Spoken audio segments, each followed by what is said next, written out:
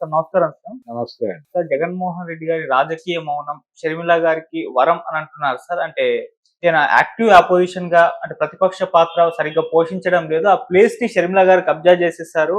So ఇప్పుడు షర్మిల గారే అసలైన ప్రతిపక్ష పాత్ర పోషిస్తున్నారు. రేపటి రోజు అసలు జగన్మోహన్ రెడ్డి గారు జనాల్లోకి వచ్చే అవకాశం అయితే కనబడట్లేదు. సో ఆ ప్లేస్ ని షర్మిల గారు ఆక్యుపై చేసేసి జనాల్లోకి వెళ్ళేసి కాంగ్రెస్ పార్టీని పోటీలో నిలిపే అవకాశం కనిపిస్తుందని చెప్పేసి ఒక ఆర్టికల్స్ కొన్ని రావడం చూస్తున్నాం సార్. దీన్ని ఏ విధంగా చూడొచ్చు? నిజంగా మరి షర్మిల గారు జగన్మోహన్ రెడ్డి గారి ప్లేస్ ని కబ్జా చేస్తారా? జగన్మోహన్ రెడ్డి ప్లేస్ లో షర్మిలను ప్రతిష్ఠ చేయాలని చంద్రబాబు నాయుడు గారు అనుకోవడం వల్ల ఇలా జరుగుతోంది అని అనుకోవాల్సి వస్తుంది. ఎందుకంటే ఈ వార్తను సర్క్యులేషన్ లో పెడుతోంది తెలుగుదేశం పార్టీకి చెందినటువంటి మీడియా వ్యవస్థల నుంచి ఈ ప్రచారం జరుగుతోంది చాలా స్పష్టంగా. ఎందుకు జరుగుతోంది అంటే వ్యూహాత్మకంగా జగన్మోహన్ రెడ్డిని మాత్రమే కాదు, ఆ పార్టీతో ట్రావెల్ అయినటువంటి బ్యూరోక్రాట్స్ మీద కూడా దాడులు జరుగుతున్నాయి. ఆ పార్టీకి అనుకూలంగా అంటే ఆ పార్టీకి అనుకూలంగా అనిపించిన అభిప్రాయాలు ప్రకటించిన వాళ్ళ మీద కూడా కేసులు పెడుతున్నారు. ఇది పరిస్థితి. ఈ పరిస్థితిలో ఈ నిర్బంధ వాతావరణాన్ని ఎలా ఎదుర్కొని ఎలా పార్టీ శ్రేణుల్ని కాపాడుకుని వాళ్ళల్లో మానసిక స్థైర్యాన్ని నింపుకోవాలి అనేటువంటి ఒక వార్లో జగన్మోహన్ రెడ్డి ఉన్నాడు. రెండోది ఆయనకి ఈ అనుభవం లేదు. అంటే ఈ లెవెల్ దాడుల్ని ఎలా ఎదుర్కొని ఎలా ముందుకు నడవాలి అనే దానికి సంబంధించినటువంటి ఒక గైడెన్స్ కానీ లేకపోతే ఒక దిశానిర్దేశం చేసేటువంటి పెద్ద పర్సనాలిటీలు కానీ అక్కడ లేవు. సో ఆ పూట ఏ పూట కాపూట వ్యూహంగా నడుస్తోంది. ఆ గందరగోళం చాలా స్పష్టంగా కనిపిస్తోంది. అంటే నువ్వు చేసిన తప్పుల గురించి ప్రజల ముందు నిజాయితీగా కన్ఫెస్ అయ్యి నా మీద ఈ దాడి జరుగుతోంది ప్రజలారా అని బయటకు వచ్చి మాట్లాడాల్సిన సందర్భం. అది తప్ప మిగిలినవన్నీ మాట్లాడుతున్నాడు జగన్మోహన్ రెడ్డి గారు. అది ఒక రాజకీయ గందరగోళపు చరిత్ర. అయినప్పటికీ ఆంధ్రప్రదేశ్లో ఈ రోజున చాలా స్పష్టంగా 40% పైన ఓట్ బ్యాంక్ ఉన్నటువంటి పార్టీగా వైఎస్ఆర్సీపీకి అసెంబ్లీలో ప్రధాన ప్రతిపక్షం అనేటువంటి హోదా దక్కకపోవచ్చు కానీ అది ప్రధాన ప్రతిపక్షమే. అక్కడ కాంగ్రెస్ పార్టీ అనేటువంటి దుకాణమే లేదు. ఆంధ్రరత్న భవన్ ఖాళీ అయిపోయి చాలా కాలం అయిపోయింది. ఒక విచిత్రమైన అంశం ఏంటంటే ఆంధ్రరత్న భవన్ వెనకాల ఖాళీ స్థలం ఉండేది ఇంతకుముందు. ఆ స్థలాన్ని కూడా కలిపి ఒక పెద్ద భవన నిర్మాణం చేశారు. చేసిన దగ్గర నుంచి ఆ పార్టీ అక్కడ ప్రాభవం కోల్పోవటం మొదలైంది. అదొక విచిత్రమైన సందర్భం. ఇలా ప్రతిపక్షంగా ఎమర్జ్ అయ్యేటువంటి పరిస్థితి ఒక్క సీటు గెలవలేదు కదా. 3వ ఎన్నిక జరిగింది. 2014 ఎన్నికలు జరిగినాయి, 2019 ఎన్నికలు జరిగినాయి, 2024 ఎన్నికలు జరిగినాయి. ఈ ఎన్నికల మధ్యలో అనేక లోకల్ బాడీ ఎలక్షన్స్ జరిగినాయి. ఏ ఒక్క చోట కూడా కాంగ్రెస్ పార్టీ తన అభ్యర్థిని గెలిపించుకున్న చరిత్ర లేదు. ఆఫీస్ బేరర్స్ తో సహా ఇన్ టోటల్ వాషౌట్ అయిపోయి వైఎస్ఆర్సీపీలో చేరిపోయారు. నాకు గుర్తున్నంత వరకు మల్లాది విష్ణు టైంలో రఘువీరారెడ్డి ఆంధ్రరత్న భవన్ లో రెగ్యులర్ గా ఉన్న రోజుల్లో కొంత అక్కడ యాక్టివిటీ కనిపించేది.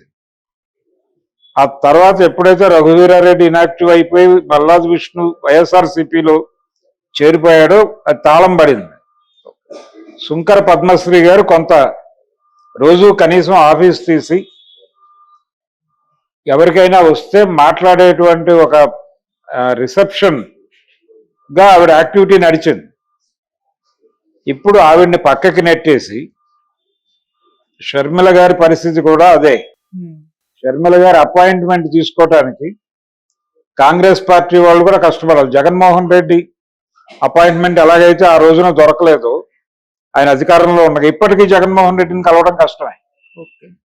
ఆయన ప్రతిపక్షంలో దారుణమైన కండిషన్స్ లో ఉన్నప్పుడు సమాజంతో మింగిల్ అవ్వాల్సిన సందర్భంలో కూడా ఆయన ఒక రకమైన రహస్య జీవితం గడుపుతున్నాడు.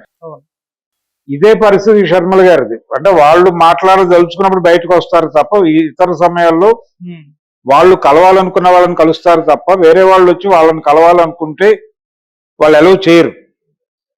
వైఎస్ రాజశేఖర రెడ్డి కుమారుడికి కుమార్తెకి కూడా ఈ కామన్ ప్రాబ్లం ఉంది.